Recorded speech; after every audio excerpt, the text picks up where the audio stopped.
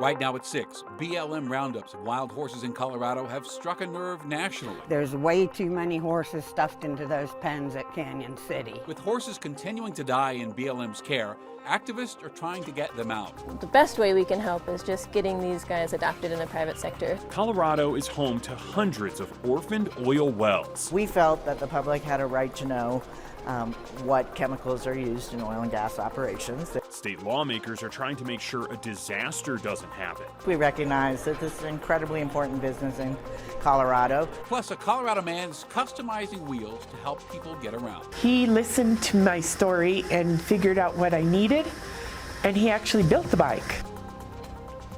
Thank you for watching Denver 7 News at 6 tonight. I'm Shannon Ogden. And I'm Jason GRUENAUER. As of today, 131 wild horses have died at the BLM Wild Horse and Burro facility in Canyon City. It's a staggering number since an outbreak of equine flu hit just 2 weeks ago. Denver 7's Russell Haythorne tonight learning more about a group near Fort Collins working to rescue the Mustangs from these holding facilities, hoping public outrage sparks change. Come on, Sparkle. It may be hard to imagine. Sweetwater is a ham. But just a few months ago, these gentle giants were wild animals. This is Sparkle. She is a Mustang from Desatoya Range in Nevada. Personally, I've worked with close to 100 myself. CAYLA Stone is the head trainer at the Wild Rose Mustang Advocacy Group, where they break or gentle wild horses that have been rounded up. We've grown pretty hugely, a little bit more than we expected. The best way we can help is just getting these guys adopted in the private sector. The roundups made national headlines 2 weeks ago after several horses in captivity at a holding facility near Canyon City died, victims of an equine flu outbreak that has now killed nearly 130 horses and counting.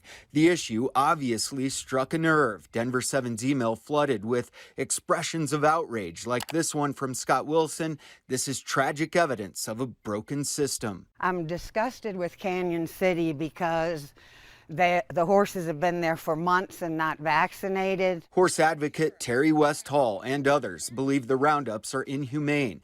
Nicole writing in, this is taxpayer-funded animal cruelty. And advocates say holding horses in captivity is dangerous and deadly to these icons of the American West. They are the American West. There's nothing more beautiful than seeing a herd of wild horses run across the landscape. But the Bureau of Land Management, or BLM, says the horses breed too quickly and roundups are necessary to cull the herds, which simply get too big, overpopulating and overgrazing public lands. Good boy. Stone says she understands the dilemma for the BLM, but says there must be more urgency on the BLM's part after the roundups to work with nonprofits like Wild Rose. Where we can help is getting these horses adopted so that they're not all sitting in holding facilities. Advocates say these Mustangs are proof the vast majority of them can be gentled. The Mustangs in particular, being bred with natural selection for so long, it's the toughest, smartest horse I've ever worked with. And I've been working with horses for 50-some years. If we can kind of show people that these are just as good, that could be a way to help kind of control this. It was all positive reinforcement, and it was all Mustangs, and they all turned out wonderful. In Fort Collins. She is sweetie. You guys are spoiled, huh? Russell Haythorne, Denver 7. Members of Congress are now calling on the Secretary of the Interior, Deb Haaland, to investigate the BLM over the ongoing situations in Canyon City. Democratic Congresswoman Dina Titus from Nevada and Democratic Congressman Steve Cohen from Tennessee sent a letter to Haaland yesterday. They expressed concern for the welfare of the wild horses. They're asking for the roundups to be stopped until the safety of the horses can be guaranteed. 2 customers at an Enterprise rent-a-car near downtown Denver were shot this afternoon. Air Tracker 7 flew over the scene of Enterprise. This is near 3rd and Broadway today. Denver police say a man was killed, a woman in critical condition at this hour. There is 1 person in custody, but police are still looking for another woman connected to the shooting. Police say she's driving a silver Chrysler 200, Colorado plates, AL0176. A motive has not been released. Of all the important topics Colorado lawmakers are taking up this session, one that has slipped more under the radar is oil and gas. There are a few bills still going through the legislative process aimed at the industry. Denver 7 political reporter Megan Lopez takes us through 2, one with bipartisan support and another that's more prickly. ever since this moment, the moment in 2017 when a home in Firestone exploded and a family lost a husband and a brother, Colorado has made serious changes to its oil and gas operations. Changes on a local and state level. This legislative session, more potential changes. One bill aims to create a fee-based enterprise to plug orphaned wells. So what is an orphan well? Well, it's a well that was either abandoned by the owner or an operator cannot be found by it. It's essentially an orphan and therefore a ward of the state and the state's responsibility. The EPA estimates that as of 2019, there were 2 million orphan wells across the country, including hundreds here in Colorado, and they are not cheap to plug. It costs about $100,000 per well to plug one. Owners and operators would be required to pay into the program, and the money would be used to plug those wells. Nobody ever wants a repeat of what happened in Firestone, which was kind of unrelated to an orphan well, but it had some connection to that. The federal government has also committed tens of millions of dollars to Colorado to cap an estimated 625 orphan wells in the state. Normally, Republicans aren't fans of fee-based enterprises. They've criticized them a lot in recent years, but this time around, this was kind of the only avenue, right?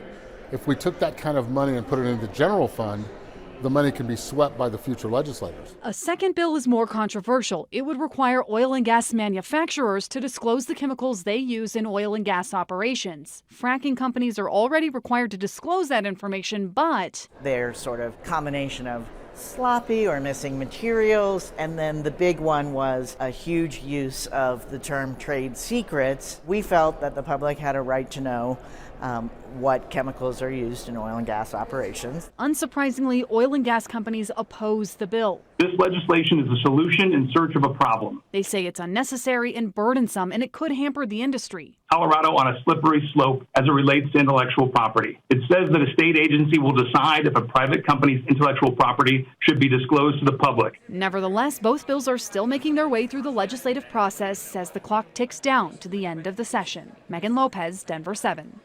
Now, a third bill would require an audit of oil and gas operations and come up with rules for reporting emissions. It would also increase penalties for operators that don't comply with emission notices. Well, we also talked with the president and CEO of the American Petroleum Institute. Now, he says the oil and gas industry is working to become more environmentally friendly and that Colorado's industry is too integral to our lives and our livelihoods to ignore. Colorado is an energy leader in this country, and we need to continue to produce here in this state because no one does it better. You have figured out a way to balance the importance of environmental progress while at the same time continuing to produce oil and natural gas that is going to be needed for decades and decades to come. Now, he goes on to say the U.S. is down 1 million barrels a day of oil production, leading to these higher prices we're seeing. The White House has given its blessing to increase production once again. The API says those state regulations are standing in the way of being able to ramp up production. It will be a rush to the end for state lawmakers to pass the controversial fentanyl bill. Today, the state Senate passed the bill, sending it back to the House. The Senate changed the wording in the possession portion of the bill by removing the word knowingly. That could leave people facing felonies if they are in possession of fentanyl but didn't know it. This is for possessing more than 1 gram of the drug. The House will likely take it up next week. The legislative session ends on Wednesday. Denver 7 has launched a new project. It is called Denver 7 360 Your Opinion. And we want to hear from newsmakers and experts and from you, our viewers, on subjects that matter to Coloradans. Yesterday, we launched a project with David McDaniel, a military father from Highlands Ranch.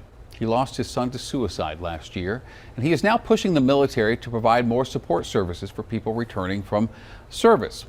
Well, your opinions have been coming in since our story aired. Chris worries about salaries for mental health professionals. Chris says it's a true injustice that we have lost soldiers not having access to proper care. Chris says, I learned early in my career that we do not have enough people with specialized education to help our amazing citizens. Budgets are limited, and when the average home is now in the millions in Colorado, how, he says, can we, our mental health workers, how can they live here? Now, Carrie worries about military culture being hyper-masculine. She says we all deserve the ability to show human emotion and not be put down as weak. We are all human, she says. No one can escape that. Drowning your humanity and expecting a positive outcome is so unlikely. So thank you. We want to keep sharing your opinions. Fill out the form on our website, or as always, you can email 360@thedenverchannel.com. Now, also on thedenverchannel.com, we have more expert opinions and, more importantly, resources for those struggling with mental health. What started as a way to get more cars off the road. Last year alone, 2.6 billion gallons of gasoline were wasted just people sitting at a stoplight. Has turned into a mission to help people feel like a kid again. It was pure joy. Pure joy. After the break, we introduce you to the man changing the world one e-bike at a time. His magic that he's able to do and his heart and his passion have really helped so many. More 80s are on the way again tomorrow, and the fire danger is increasing.